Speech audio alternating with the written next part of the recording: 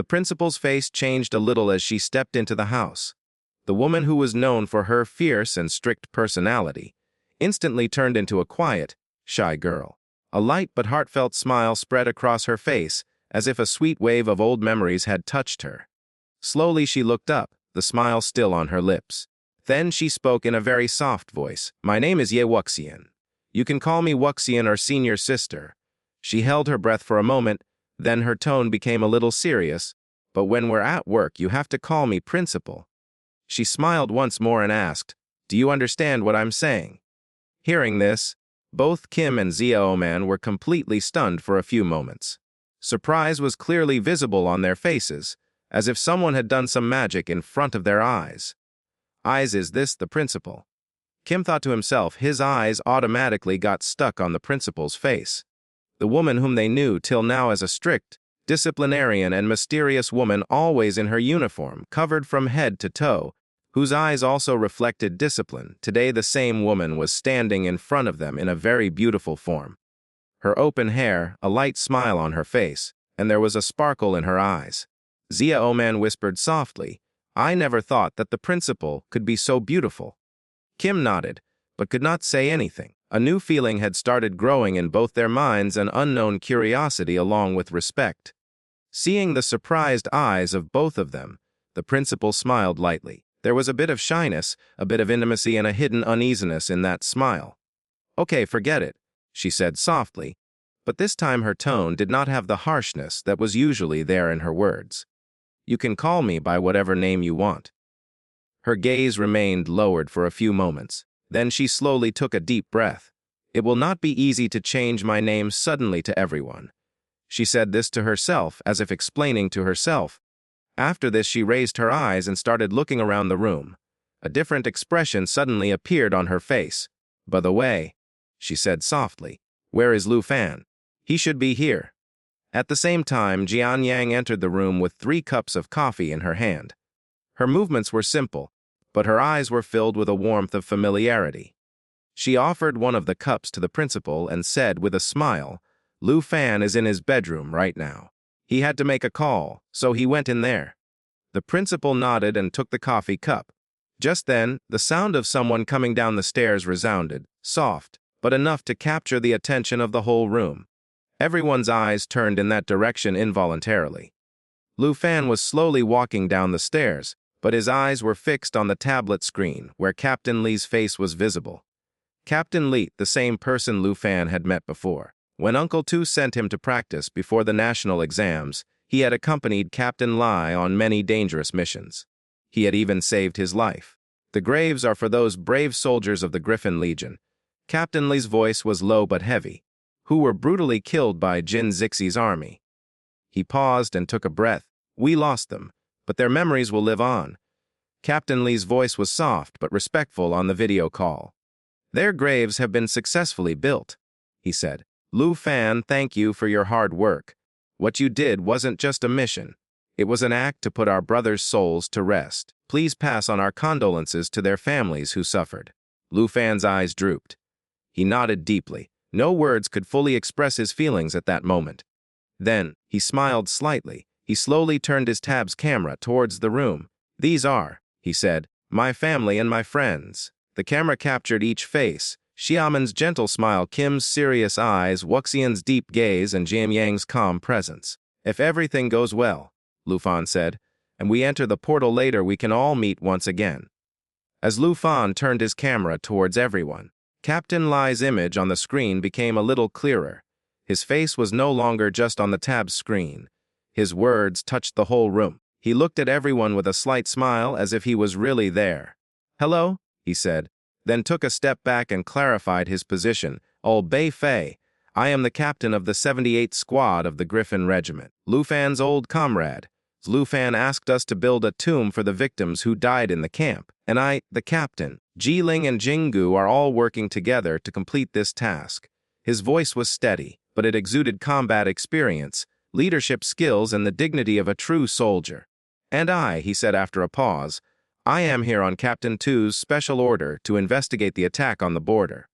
A slight silence fell over the room. Xiao Man and Kim's eyes met instantly. They now understood that the matter was as serious as it was personal. Wuxian's face tensed a little, but his eyes remained steady, and Jianyang bowed his head slowly, the way to show respect to a true soldier. Lu Fan was now completely downcast. Amidst Captain Li's serious words, a cheerful voice suddenly echoed in the video call, unfortunately. A voice with a light laugh said, "When we crossed the border, we saw that Lu Fan had already solved the case. He didn't leave anything for us." Now another face appeared on the screen smiling, but with the same gleam of experience in the eyes. Ji Lin. Lu Fan said with a smile, "Yes, and you always solve everything yourself," Ji Lin said. Turning around, then looking towards the room, Lu Fan has saved Ji Link's life many times, and Ji Link is also from Lugandu Academy.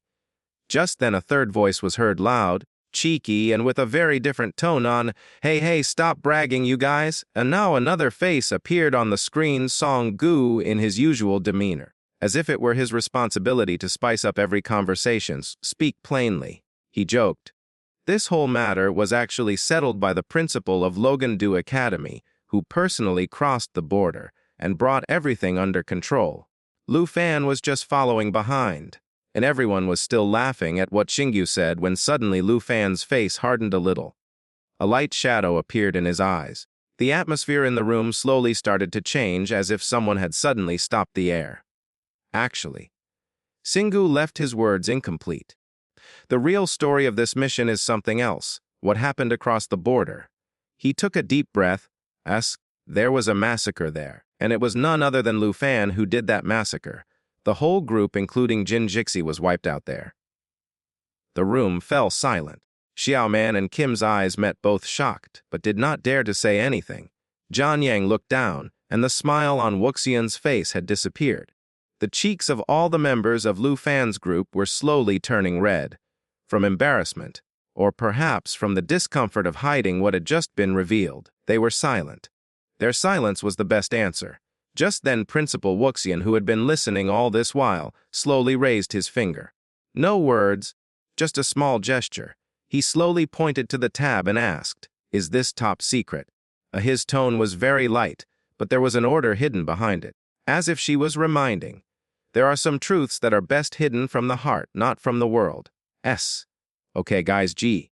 Lynx was now in front. His eyes had the depth that only those who have seen and endured a lot have. "It's been a while since we met. You can easily achieve the 4th level now." Lu Fan smiled, a little tired but genuine smile. "Yes," he replied. "You're absolutely right. It's been more than half a year since we met." Then Captain Li quietly picked up his smartphone. He remained silent for a few moments, then turned the camera away from his face and back. The scene that appeared on the screen was not like a temple or a building. It was a simple, but extremely impressive stone, standing upright, and so tall that it gave the illusion of touching the sky. The captain's voice became soft. "This is the stone we have built in memory of all those victims. Of wordless tombstone." He remained silent for a few moments, as if no words could touch the silence of the stone. "This stone is much higher than their height," he said. "Their souls, their sacrifices are even higher. But we built it so that future generations would know who the people were who gave their lives for them." The camera was now fixed on the cold surface of the stone. Nothing was written on it yet, only its silence was speaking. When we take all the names," Captain Li's voice was firm, "then we will add the name of every martyr on this stone, so that no one forgets." Lu Fan slowly closed his eyes. "Those people have always," he said to himself, "the sea, were there to help me teleport." The scenes flashed before his eyes, the shimmering portals, the crumbling ground, and the faces that were now only memories. "Sir, I hope the Jin family can find peace after their destruction." His breathing became a little heavy. For a moment, it felt like something was resonating in his chest. After the conflict with Taiku is resolved, Captain Li said, "You should come and pay your respects in person." His tone was not a command, not just a request, and an unspoken emotion. An unfamiliar, resonant voice reverberated in the room, deep but steady. Lu Fan immediately opened his eyes. "Who are you?" he asked, startled. Then a new image appeared on the tab screen. A man, standing upright, wearing a uniform whose creases spoke of discipline. On his chest glittered the golden griffin badge of the highest insignia of the Griffin Legion. The man took a step forward now. His face was now fully revealed, serious, calm and determined. He said in a clear and formal tone, "Since I am here on the orders of the team leader." There was no emotional color in his voice, just the truth based on the solid foundation of duty. I have been sent here to investigate this entire conflict, compile the results, and prepare a final report, which will be published to both countries. Everyone in the room was now listening with rapt attention, as if every word was going to be recorded in history. According to the analysis of events, he went on, Barsato first launched a one-sided attack on the Dragon Kingdom camp, and then re-invaded the Tai Kingdom. Lu Fan's eyes darkened. It was all vivid in his memory. The Jin family became negligent in their duties, he added, as a result their entire army was destroyed. Captain Lai's face was stern, but a streak of balance appeared in his eyes. The man now paused and looked at everyone. The Griffin Group and the Dragon City Academy successfully rescued the remaining citizens of the Dragon Empire amid this crisis. As soon as Lu Fan heard those words, his face hardened. But that's not true. True, his voice rose. He was not shocked. He was shaken from within. He is shifting the blame of the entire incident from the Jin family to Barasto. This is a one-sided report? As he was about to move on, perhaps to say something else or to protest, when a hand was placed on his shoulder. A slow but firm signal to stop. Lu Fan turned around. It was the principal or supreme commander's messenger. There was clarity on her face, but a quiet insistence in her eyes. Is the best solution, she said calmly. It's like killing two birds with one stone. A slight silence fell over the room. Everyone was wondering if this was right or just a political compromise. Then Kim, who had been watching and understanding everything so far, suddenly spoke up. Wait a minute. He raised his eyebrows. Are you really saying that you're killing two birds with one stone? The man, who had been thought of as just a representative, smiled slightly at Kim's comment. He then looked at Lu Fan and said, arching his eyebrows slightly, "Your friend is very smart." His tone was slightly sarcasm, but also a hint of admiration, as if he was acknowledging that Kim had figured out the real trick. This report will leave no room for criticism among the rulers of Taiki, nor will the idolaters have any excuse to remain neutral. These words will spur them into action. His face was now completely calm, as if he had just completed a chess move that had been going on for months. Lu Fan stood, his fists slowly loosening. Then he slowly closed his eyes. Now I understand. Bostek, the officer, the one with the golden griffin badge, was now standing in a very formal posture. He looked at Lu Fan one last time and then saluted him with full respect. Features cares, thank you for your wisdom, he said. This will help us find that heretic. Then he bowed his head and said softly before closing the tab, a goodbye Selen. As the screen went black, the air in the room became still. Principal Wuxian, who stood there, had a slight look of shock on his face. His brow furrowed. The officer with the golden badge just saluted Lu Fan. His mind was now full of questions. Does this mean that Lu Fan is on the same level? He looked at Lu Fan for a moment, his calm eyes, straight posture, and the silent acceptance that only people of great stature have. He should have at least one golden badge. Wuxian's lips were dry. His eyes were wide open. How is that possible? She was utterly shocked. Lu Fan, who she had treated with strictness and training until now, was now thinking about her in a different way. Everyone had slowly eased back into a lighter mood. Fan and Principal Wuxian were talking in a corner, a little bit comfortable, a little bit hesitant. Wuxian suddenly laughed, a light, shy laugh, and as the laughter subsided, his cheeks turned pink. Fan noticed immediately and asked with a slight smile, "Hey, what happened to you? Why did you laugh like that?"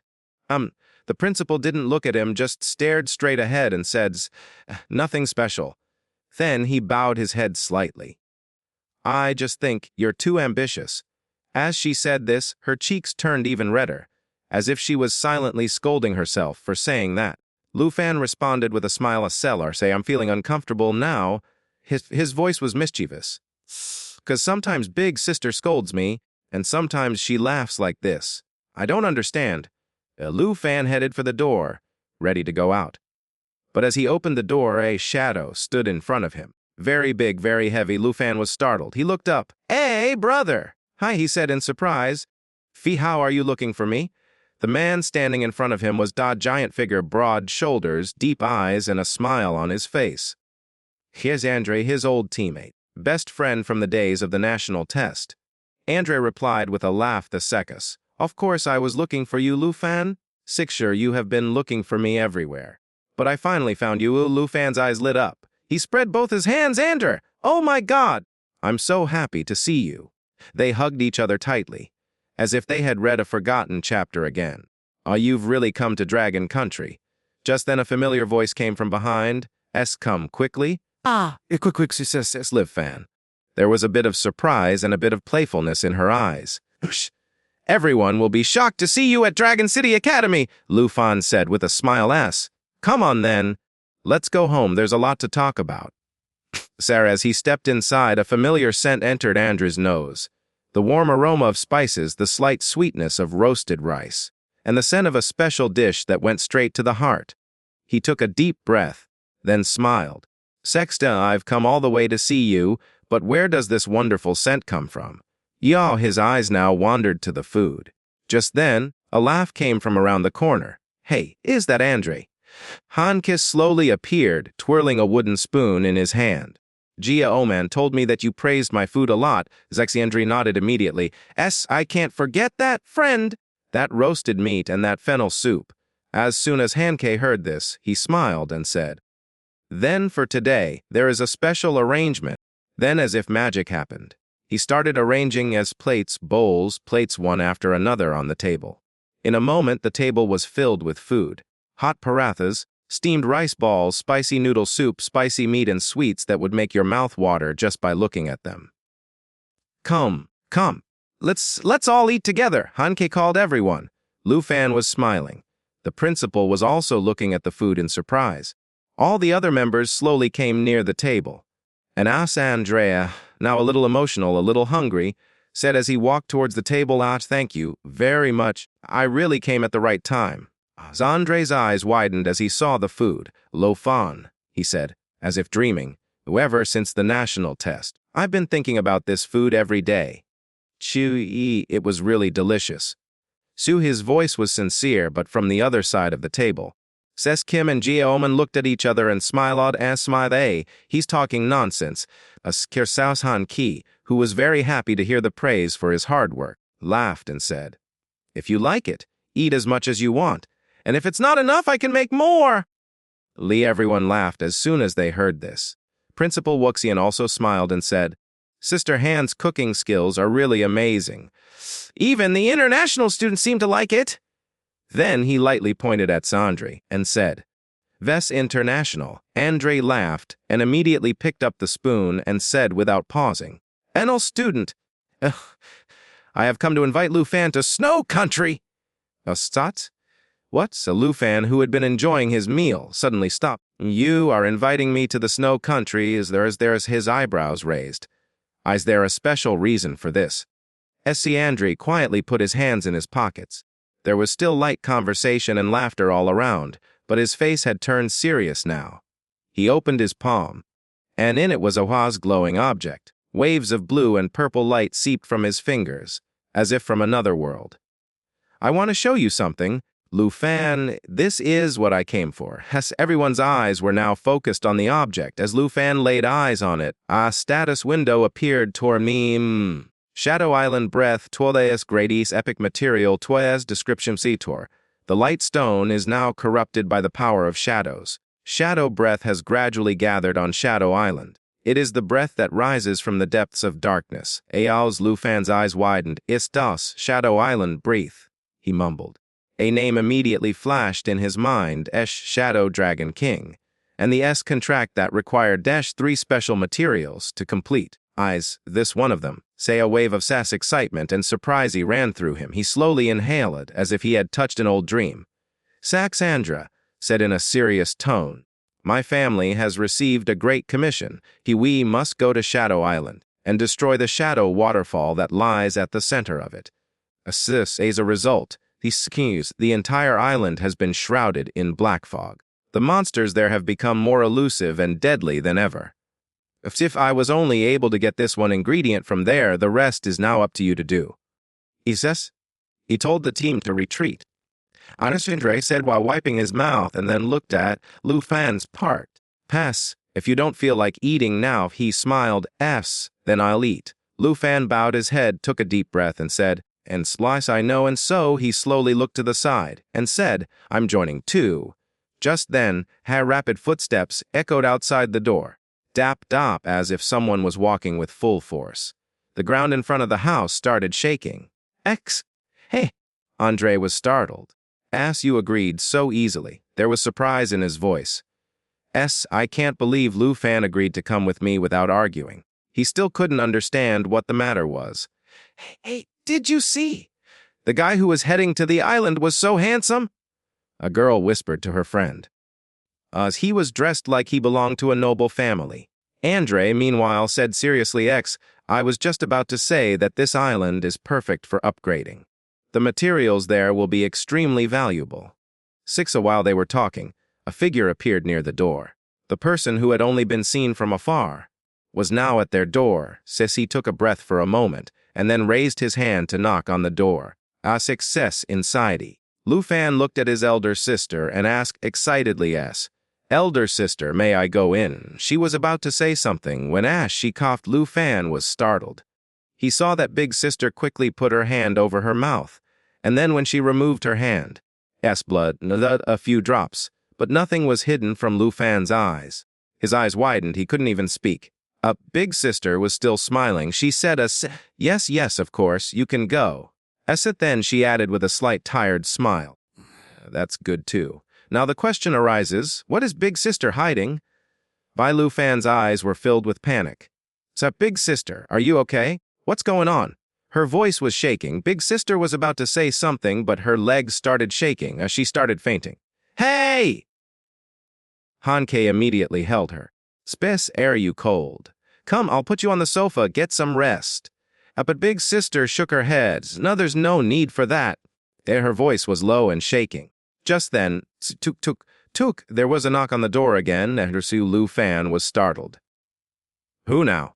He peeked and reached out to open the door. Looks like there are a lot of guests coming over today. He thought to himself, but as soon as he opened the door, there was a stranger standing in front of him. Neat clothes, sharp eyes, and a heavy bag. He politely said to Sir, hello, excuse me, is Miss Wuxian here? Sir Lu Fan didn't understand anything. He asked directly, who are you? Matsa's elder sister, who was still standing inside, was stunned when she heard that voice. Her eyes widened. Thus a look of absolute shock on her face, as if that voice had opened a door to a forgotten past. Longjing broke the silence for a while and then said, give me a chance to introduce myself. My name is Longjing. I am here in private. I am here together with Wuxian to discuss important matters concerning the Western region's noble families. Big Sister's eyes suddenly widened. She rushed towards Longjing in a rush and said to him in a rush, and Long, what are you doing here? She lost her composure in an instant. We clearly agreed that I will come back in a month and we will talk with you. And Lu Fan was deeply worried when he saw all this. He stopped Big Sister and said, Big Sister, please take care of yourself. But Big Sister's face was bleeding continuously. Lu Fan's heart became even more nervous. He became more worried and said, you should take care of yourself. But just as he noticed, Longjing opened her mouth again and said without pausing, so you're here. It was easy for me to find you. Now Lu Fan was beset by even more questions. Who is this man, and why is Big Sister so nervous? His state of mind and emotions were all tangled together. Longjing said in a calm voice, you don't have to wait for a month. As long as the Ye family stays under the Long family, I will help you deal with Wang. Then he paused for a moment and added, I can even leave Yechere Mountain to you. After all, the Ye family has been kind to us in the past. He was stunned for a moment. Then, the elder sister's voice was trembling, but with anger. She stepped forward and said, you guys. Her eyes turned red.